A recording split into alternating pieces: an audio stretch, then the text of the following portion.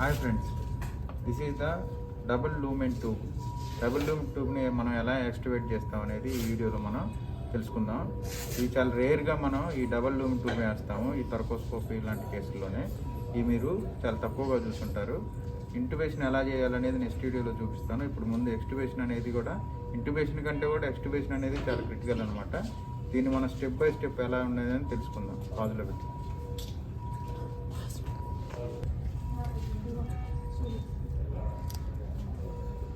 రీఫ్లెక్ట్